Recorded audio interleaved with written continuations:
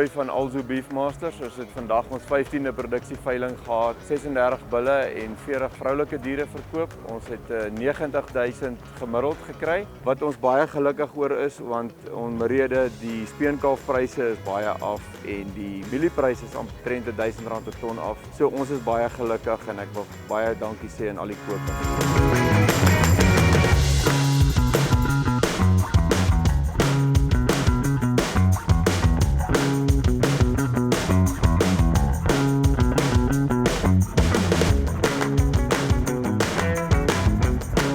Ja, lot 5 het verkoop vir 180.000, wat ek baie tevrede oor is. Ek dink dit is 'n uitstekende bil wat goeie speenkalvers gaan teel en jou vroulike diere en jou kudde baie gaan verbeter. Oom Willem van Wielich van Platrand in Standerton het hom gekoop, so baie geluk oom Willem.